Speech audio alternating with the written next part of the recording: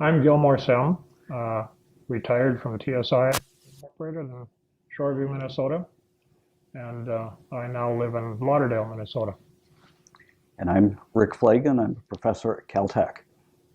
So, Gil, can you tell me about how you got started, or what led to your getting started in the aerosol field? Well, let me start even earlier than the aerosol field.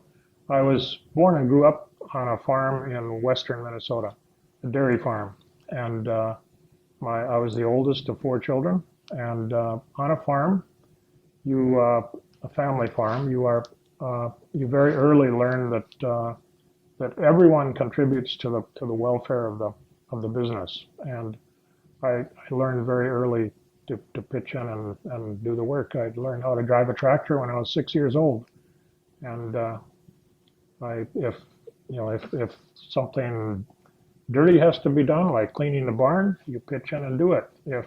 You if the harvesting needs to be done, you get to drive the big combine, and that was the fun part. But then that later that leads into my wanting to go to work for TSI, a small company where you did a little bit of everything, and you weren't a specialist in any particular thing. Uh, Went to high school at an agricultural University of Minnesota agricultural school in Morris, Minnesota. It's now the University of Minnesota Morris. They converted them just after I got out of high school. It was a boarding school. And then I went to the University of Minnesota in Minneapolis and started out in aeronautical engineering. And after a couple of quarters, realized that isn't what I wanted to do. I wanted to be an ag engineer, and I wanted to work for John Deere, making farm machinery. Uh, and that lasted for a couple of years. And then I realized that if I wanted to work for John Deere and design farm machinery, I should be a mechanical engineer. So I switched majors again. And during this major switching, I lost a quarter along the way. And Minnesota had a 5-year degree program and bachelor's degree at that time. So I needed to go the fall quarter of 64 to finish up my bachelor's degree. I needed a summer job. So I asked a favorite professor of air conditioning, Threlkeld was his name. I asked him for advice, and he said, "Why don't you talk to Ken Whitby?" And I said, "Who's Ken Whitby?" And he said, "Oh, he's a professor here in the department." And I didn't realize that. But I went and talked to Ken Whitby, and Ken listened to what I had to say, and he said, "Well, I do have a summer job available, but only if you take a half-time research assistantship and work on a master's degree as well." This was during the Vietnam War time, and my draft board was on my tail. And so this was like, I'll give you this dollar bill, but only if you take the $50 bill along with it. And that's how I got into it. 3 weeks after I started in the particle lab in June of '64, Carl Peterson came walking into the lab one day. He was the senior grad student in the lab at that time. And Carl was a happy-go-lucky kind of guy. And I said, "Carl, I've been here 3 weeks, and I haven't seen an aerosol spray can anywhere." I said, "What's an aerosol?" And Carl almost rolled on the floor laughing, and finally got over his laughing spell and told me what an aerosol was. That's my introduction to aerosol. Okay, so when you started this work in the laboratory with Ken Whitby, what were you working on? What did you start on? The very first project, as I recall, was working in the machine shop with an end mill, making some kind of a plastic sampler. I don't remember very much of the details, but the one project I do remember is it was a very sensitive pressure meter. Magnehelic gauges were just introduced, I think, around 1965 and weren't very well known at that time. And so we needed to measure very low flow rates with aerosol instruments. And so And we didn't want to put very much restriction in the flow line because that would collect particles. So we had literally it was a Coca-Cola can that was cut in half.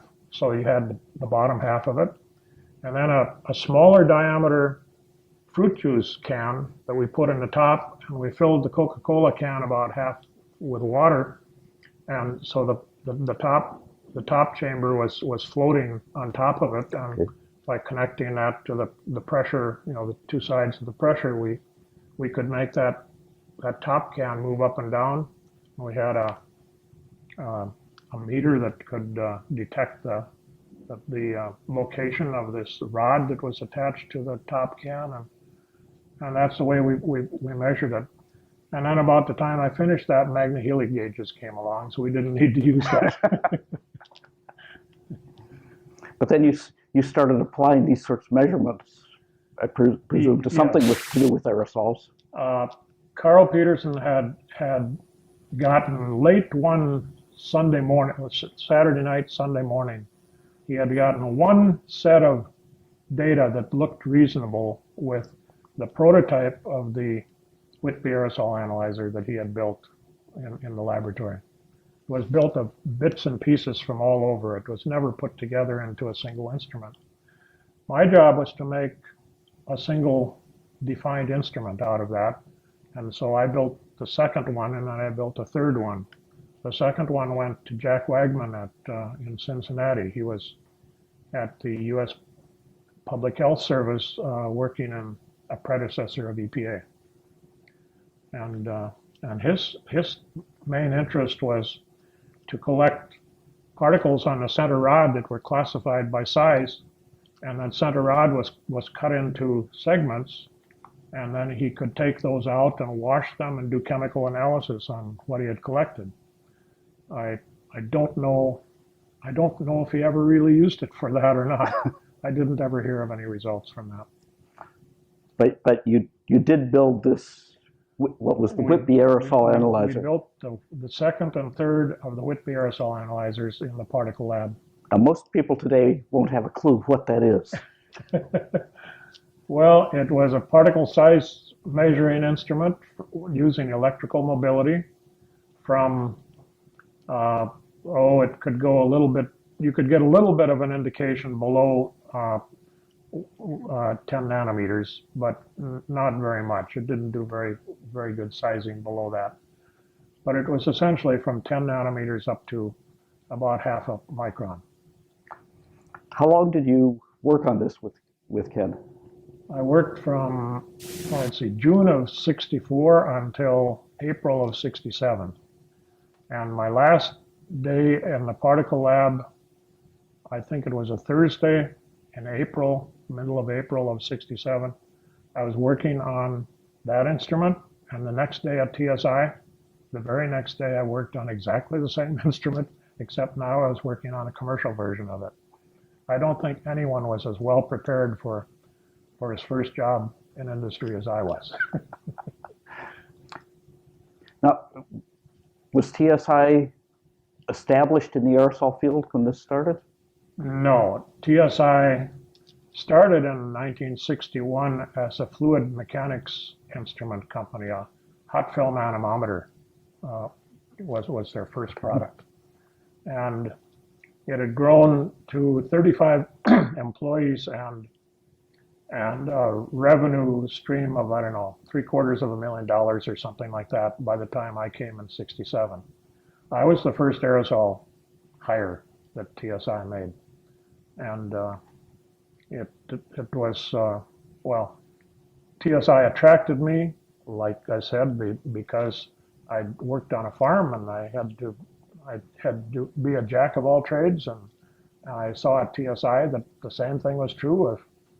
If I needed to do mechanical engineering that day, that's what I did. If I needed to sweep the floor, I had to sweep the floor. If someone was coming by that wanted to buy $1 million worth of instruments, I'd talk to them. If someone needed to go to Tokyo in order to talk to a potential customer, that was me. So I enjoyed that, a variety of different jobs. So when was it that you started at TSI? April 67. April 67. So that was their beginnings in aerosols. How long did this Whitby aerosol analyzer continue? Till 73. I think we delivered the last one in late 73. Was 6.5 years, and we sold 16 of them in that time. That is not a success story. And when it came time, well, in 1972, David Pui brought a prototype of a tabletop instrument rather than a floor-to-ceiling 6-foot-high, 3-foot by 3-foot footprint instrument like the Whitby aerosol analyzer was. David had a tabletop instrument that was roughly, 2.5 by 2.5 by 2.5 feet, and he used it in California during the aerosol characterization experiment, HX program in 1972. He flew it in an airplane with MRI people, Meteorology Research Incorporated people, and Don Blumenthal was the leader of that aircraft group, and he had it in many different other parts of the state, showing it off. William Wilson saw it.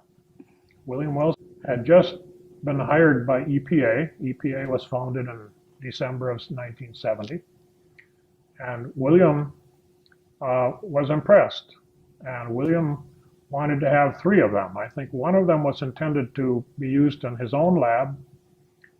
Another was supposed to be given to Ken Whitby for some of his work. And I think a third one is supposed to go to the MRI people for flying in their airplane. And Whitby didn't want to build them because he's not a manufacturing group. He was at a university. So Whitby said, go to TSI. Well, I talked to William several times, and William kept twisting my arm a little bit more each time, and there was a lot of reluctance at TSI because the first instrument had been a failure, the Whitby aerosol analyzer, financial failure. Mm-hmm. And finally, well, the sales manager and the vice president of finance were definitely against the taking on this next generation instrument. But the president, who was my boss, Mike Fingerson, he was also the largest owner of the company. I think at that time he probably owned 15 or 20% of the company. He had me in his office one day, and we talked for about an hour and 20 minutes. And he said, finally said, Gil, he said, how long will it take you to build 3 of them? Just let's say we build 3 of them for William and nothing more. I said, I think maybe 15 to 18 months. He said, well, what about how much will it cost us? And I said, well, I don't know. I think it'll cost something on the order of $100,000 to develop it, depending on how much documentation we do. And he said, well, in the worst case, then we're only going to lose $50,000 because William was willing to pay $50,000 for 3 of them. It was going to cost us $100,000. So at the worst, it's going to cost us $50,000 of loss. I said, that's the way I see it. He said, that's worth the risk. We ought to go ahead. Let's do it. I said, thank you, Mike. That's exactly what I wanted to do. So that put TSI on the map. And to this day, I give William a great deal of credit for TSI remaining in the aerosol business in 1973. There were other things that happened along the way, though. In 1970 and 71, Rudy Husar from the particle lab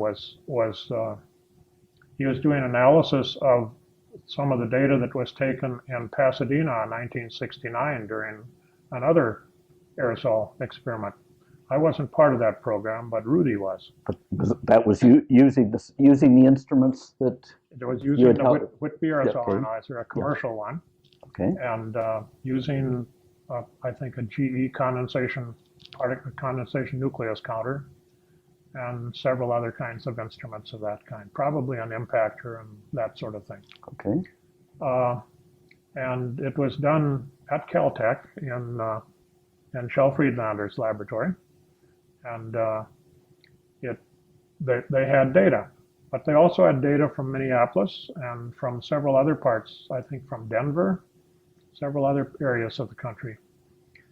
And Rudy was analyzing the data, and he had found a different kind of graph paper and was plotting a different size distribution than normal.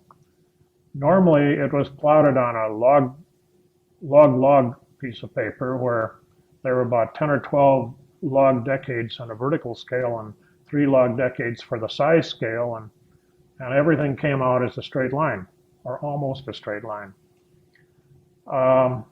Rudy started plotting it differently and discovered that there were bumps in the curve, very distinct bumps in the curve. And there are several modes in the distribution, and the minimum in the number distribution came out to be around half a micron or somewhere around that range, half a micron to 1 micron. Well, the optical particle counter was measuring the larger particles from half micron and up, and the Whitby aerosol analyzer was measuring from half micron and down, and both instruments were running out of resolution at half micron, and so there was always the possibility that it was an instrument problem. And I was not all that sure about the Whitby aerosol analyzer and its validity or accuracy or whatever you want to call it at that range. So Rudy kept saying, well, what if this is real? What if there's multi-modes in the size distribution? And so, there's a peak at I don't know, 1/10 of a micron and another peak at 5 microns. But what if that's real? And I kept saying, I think it's an instrument problem. And so we'd both go back and work for another week, and then we get back together and have the same kind of discussion. And this went on for about a year. And finally, Whitby and Rudy became convinced that it really was real. They had some other evidence that came up. There was some cascade impactor data that was coming out at that time that also tended to verify it if it was done properly. And they decided it was real and published the paper. And to this day, we know that multi-modes are real. What size range did the instrument measure? The Whitby aerosol analyzer, it measured well from about a 100th of a micron or 10 nanometers up to about 500 nanometers. You could stretch it up to 1 micron if you did it with care, and you could get some indication of what was below 10 nanometers, but it wasn't real good in those ranges. In that era, how did you calibrate it? How did you know what it was measuring?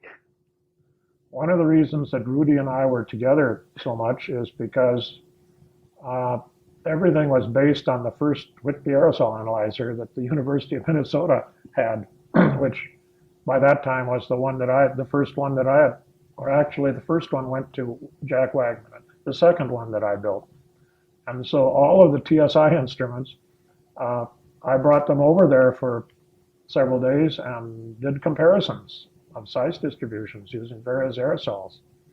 And usually if there was something wrong with the instrument, it'd show up very, very dramatically.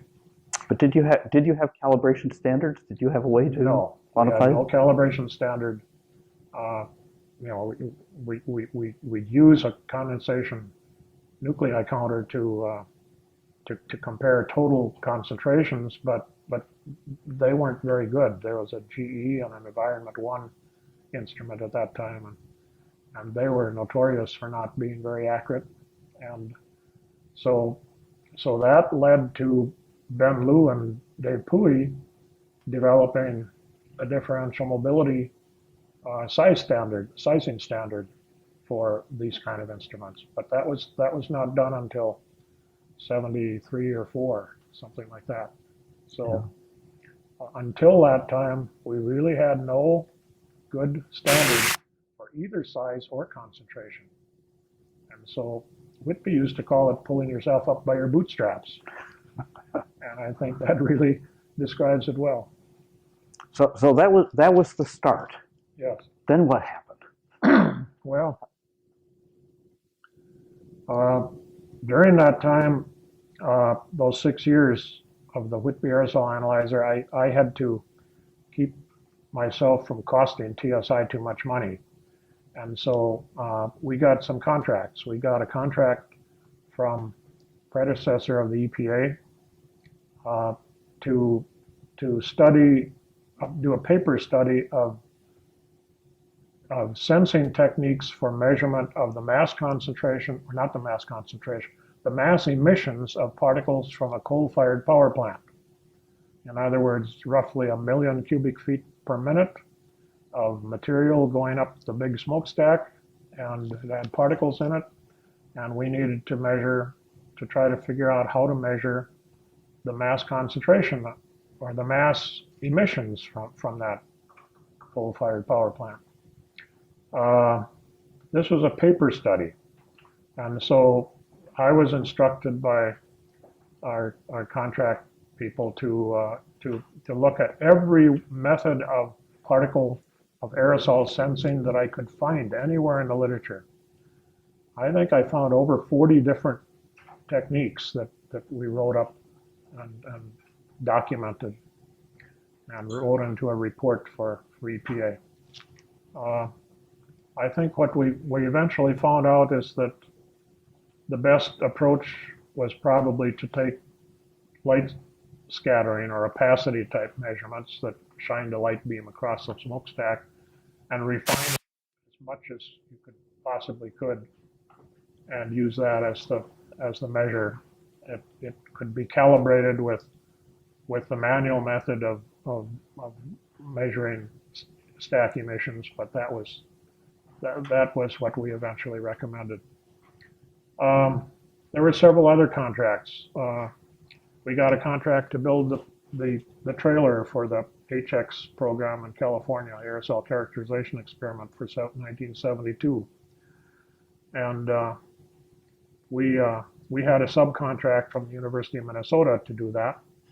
And I was in charge of building the trailer, or taking a semi-trailer, a 40-foot Fruhoff semi-trailer, and converting it into a laboratory with air conditioning, with a rack on the top to mount instruments, and with finished walls and floor, and with laboratory benches, and then mounting of instruments and sampling tower and things of that sort. And then in 1972, 4 of us from Minnesota, me and George Marple from the university, Bill Clark from the university, and George Sverdrup went out to California and with our families, and about every 2 weeks we went to a new place, a new location. I think we were at 9 or 10 different locations in a 4-month period.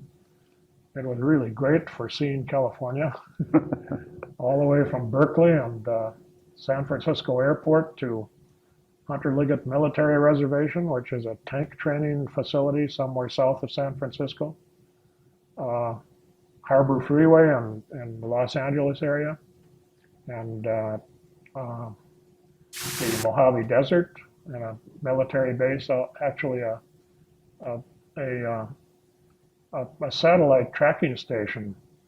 I think it was operated by JPL, if I'm not mistaken, at that time. Okay.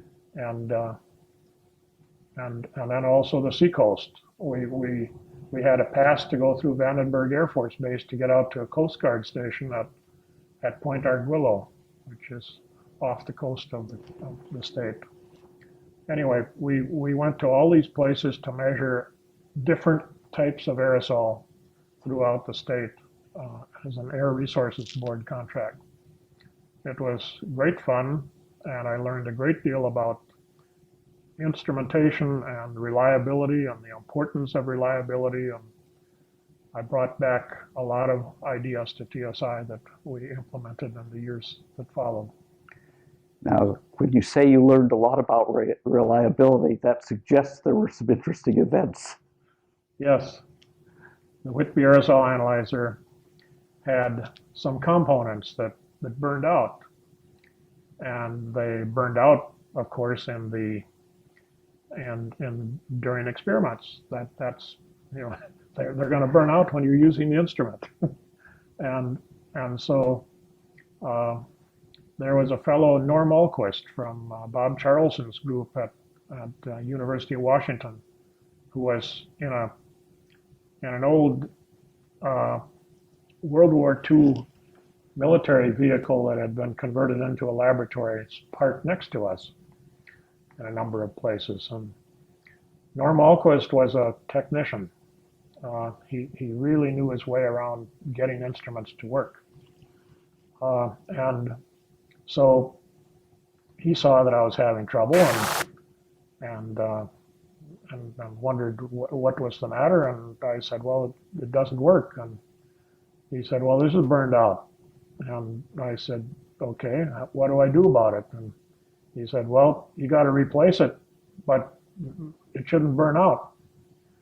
And anyway, he taught me that I could put a fuse in for temporarily taking care of the problem. I think there are 4 different fuses that we put into the circuit in order to prevent that from happening again. And then when I got back to TSI, I made sure that we took some moves to replace those parts and with more robust parts. One of the problems was that when the instrument was designed, the engineers didn't pay all that close attention at TSI to whether they were using a 25 volt component, resistor or capacitor or whatever, or a 40 volt or a 10 volt or whatever. They used whatever would work, and that works in the laboratory for a few hours or days or months. But if you do put that same thing out in the field, you're going to have components that burn out periodically. And we learned that the hard way. I'm a mechanical engineer, and I learned that I needed to have reliable electrical engineering expertise to help me out. So how did you get that expertise? We eventually hired it, but before that, I had to borrow it from other parts of the company, the fluid mechanics part of the company. Eventually, 1979 or something like that, we hired Fred Quant. And he, to this day, is an outstanding engineer. Very, very top-notch engineer. Not just electrical stuff, but computer stuff and even mechanical designs. Were there more of these projects that you did, trying to hold pieces together? I'm not sure. Well, there probably were, but none that stand out as dramatically as that. When you're in the field using your own instrument and it burns out or something goes wrong, that burns into your brain, and you remember that very well. Been there, done that. So Whitby used to say that you should never bring an unexercised instrument into the field. And that's correct. But when you exercise the instrument for a week and it works, and then you bring it into the field and after a month or two it burns out, that's a different story again. So. Okay, so the electrical aerosol analyzer became the second step. Yes. And we made it. We had a contract with William Wilson to build 3 of them, and he told us, just tell me when you can have them done. William didn't try to push us for delivery, so we told him when we would have them done. I think it was somewhere around the early part of 1974 that we promised him. And you remember that my agreement with Mike Fingerson was that we'd build 3 for William, and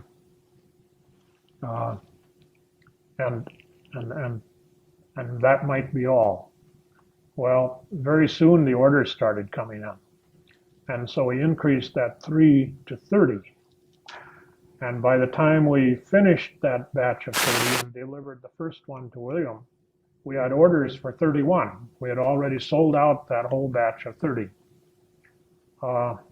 Turned out that first batch of 30 had anodized aluminum base plates on at the bottom of the mobility tube. And we had problems with repeatability between instruments. Instruments didn't agree with each other the way we thought they should. And we finally figured that maybe the anodizing on the aluminum on the base plate was causing a charge buildup. Anodizing is an insulator. And maybe there was a charge buildup that would cause the charged particles to be repelled, and that might vary from one instrument to another. So we built several instruments out of brass base plates, and then we gold plated them so that we made sure that we had good conductivity on the surface of those plates. And that seemed to solve the problem. And we didn't have repeatability problems from then on. We continued to gold plate the base plates for both the EAA and also the 3071 electrostatic classifier that came along later until they went out of production. And that seemed to solve that problem.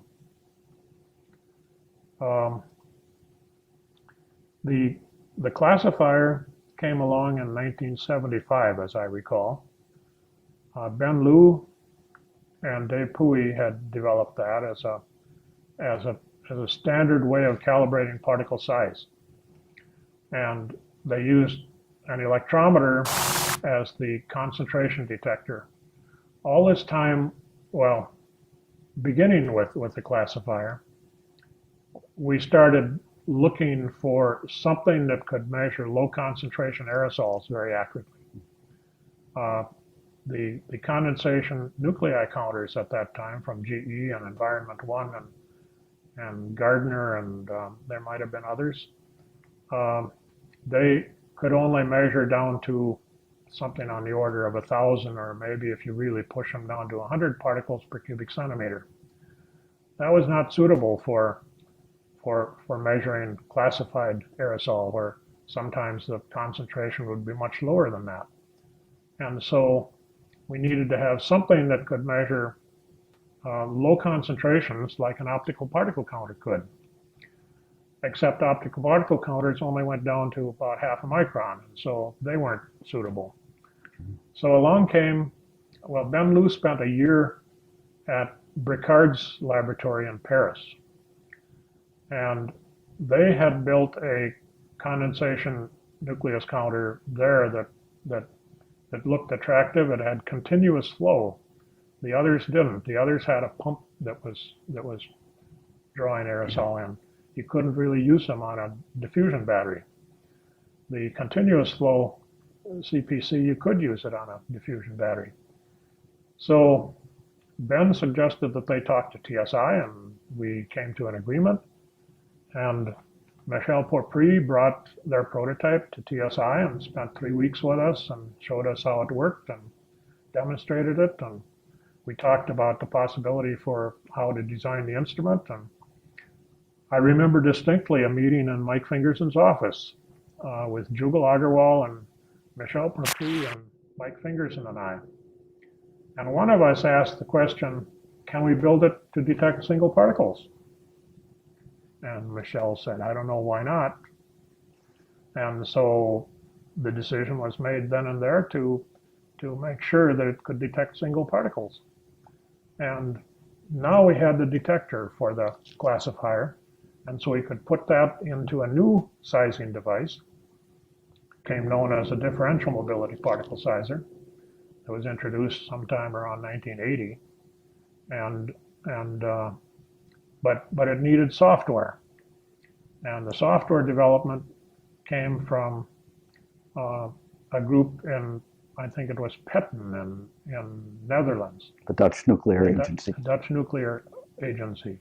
A guy named Plump, I think it was Plomp, and Harry ten Brink were the two people most associated with that development. And just about the same time, I think literally weeks after we made the agreement with them to do software development for us, Heinz Fison came to us and he offered to do the same thing, but we had already made the agreement with the people in Petten to do that. About a decade later, as you know, you came along with the scanning mobility particle sizer. Yes.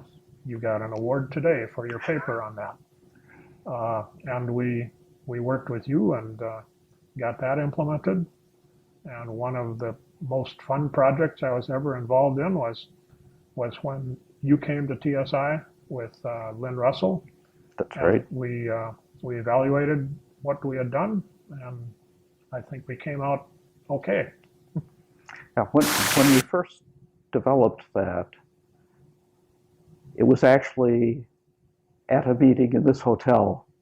Really? That you and I sat down. We scheduled a breakfast meeting and sat down for breakfast right. for me to tell you about a new instrument. And I recall that meeting went way past lunch. That's right. That's right. That was. But then it took a long time for the instrument to go from the initial discussion for TSI to make a commitment to actually develop it.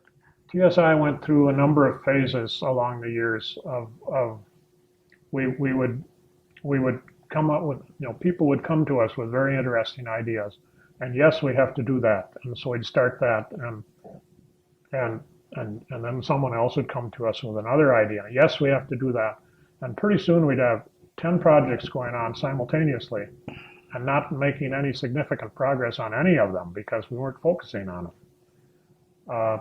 And so we then, I'd say, okay, now we got to focus. We got to say no to new ideas, or we got to postpone them for a year or two or three, and we got to focus on getting these instruments done. And after a while, we'd finish the ones that we were working on, and then we could start on the new ones. So you got stuck in having to wait for several years before we could get into that.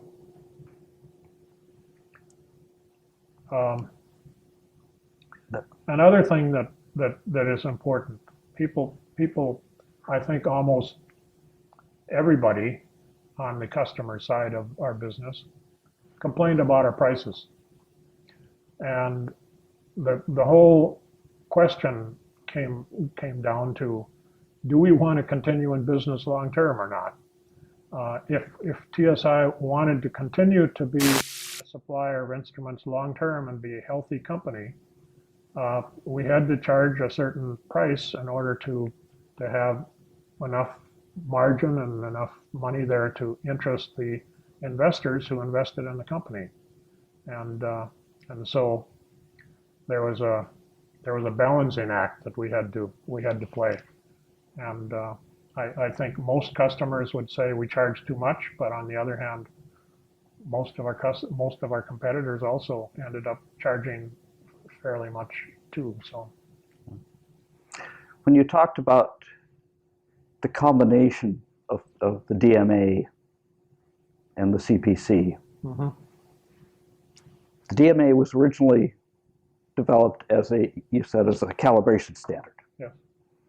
But then at some point, a vision developed that suggested that if you had the right detector, you could make it into something more. How did that vision develop?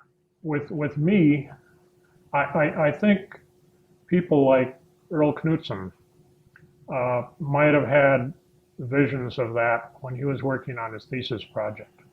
There are hints of that in his thesis and in a paper from 1975. But for me personally, it was at a conference of the Atmospheric and Nucleation Conference, or Nucleation and Atmospheric Conference in Galway, Ireland in 1977, September of 77. I gave a paper there on the very first paper on our CMC. And Uh, it didn't get published in the proceedings of that conference until 1981, which was a year after the Journal of Aerosol Science paper, unfortunately. But it was authored by Agarwal, Sem, and Chopri, the 1977 paper.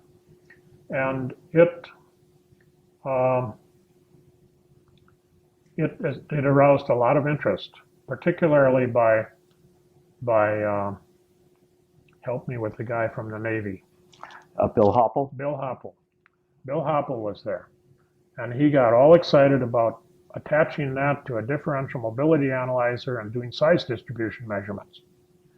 And Barry Bodine from NOAA in Boulder, Colorado, he got interested in measuring low concentrations at South Pole and Barrow, Alaska, and Mauna Loa Observatory on American Samoa, where he had a network going for background aerosols in remote areas of the world. And both of them were very excited, and we spent virtually every lunch and every spare minute at that conference talking about what we could do about this. And I thought I was going to get a trip to Mauna Loa, Hawaii along the way, because they talked about setting up a workshop there and trying to make some initial measurements, but they could never scrape up the money or never get the time allotted to do that, and so it never happened. But we finally made it happen when we worked with the Dutch people. There was another interesting development, speaking about vision and so on. 1979, I think it was, we developed an aerodynamic particle sizer. And Paul Barron from NIOSH, Cincinnati, heard about that, and he came and twisted our arm to deliver one to him real quickly, because he had a project going where he wanted to measure the collection characteristics of the 10 millimeter nylon cyclone that was used for respirable aerosol definition at that time. And there was a question about how uniform are they? And so he wanted to test multiple units. I don't remember exactly how many it was, but I think it was like 50 or 100 10 millimeter nylon cyclones. Well, to do that manually using uranine dye or something of that sort, and washing them off and getting that kind of data, it was a very time-consuming project, many months or years to complete it. So he wanted to have a prototype real quickly because he had a deadline to meet for this project. So he pushed us to deliver the first prototype of the aerodynamic particle sizer. I think the only other one that was built that way is downstairs in the display at this conference. And in order to do that, we had originally planned on building a microprocessor into the APS to do the data analysis and control the instrument. But in order to do it fast, for Paul Barron, we decided to attach an Apple computer. Not an Apple II, not a Macintosh, but an Apple, the very first Apple. Okay. And I remember it had 16K of memory in it. And we thought, oh, that's far more than we'll ever need. Well, by the time we finished it, we had a hard time cramming it into 64K of memory. But Jugal Agarwal and Rich Ramirez from TSI were in charge of that project, and Fred Quant was the electrical engineer associated with it. I remember the first day that they asked us in for show and tell to demonstrate the prototype. And I walked around the corner into the lab, and that's the first and only time that I've ever felt like there was a light bulb above my head that was flashing. And it was, that's the way to build aerosol instruments. Attach a computer to them and let Apple, Steve Jobs, or later on, IBM, or later on someone else take care of the the computer part and getting that updated, and we'll take care of the aerosol instrument. The way it was, if we'd have built a microprocessor and it would have been obsolete in a year or two, we'd have had to update it, and that would have been a continual update job. And so essentially farming that out to the computer people while we concentrated on the aerosol instruments was the way to build aerosol instruments. And from then on, we always attached the computer to the instruments. So if you look back, you've been involved in really developing the tools that have enabled the advance of aerosol science at a very much more rapid rate than would have happened without the kinds of tools you're developing. What would you say are let's say, the top 3 accomplishments that you've had over these years? Well, I think number 1 is getting TSI successfully into the aerosol instrument business. We did there during some real tough first years, and getting a wide variety of different instruments and technologies involved in the instruments. And I always used to tell my people that worked for me that if TSI were to fall, if the aerosol business would fall apart when I left TSI, I'd have failed miserably. Obviously, I've been gone now for 8 years and it hasn't fallen apart. So I must have done a fairly good job of establishing TSI and making it good long term. That's number 1. I also am very proud of the people that I was mentor to. I think particularly to Fred Quant and Pat Cady and Tyler Beck. 2 of those 3 have either become or are on their way to be president of AAAR. But there are others along the way as well. And I think perhaps the one person at TSI that many people know the best is Maynard Havlicek. And Maynard is sort of in many ways like Norm Alquist, but Maynard can repair almost anything.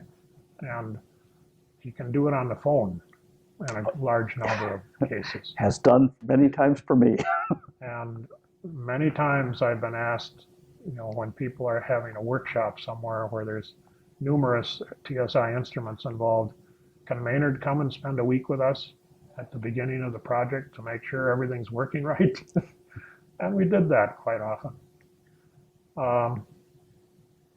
I think a third thing that I'm proud of is being able to work with a wide variety of people from all over the world to bring the technology into TSI to commercialize it. We started, of course, with the particle lab at the University of Minnesota, and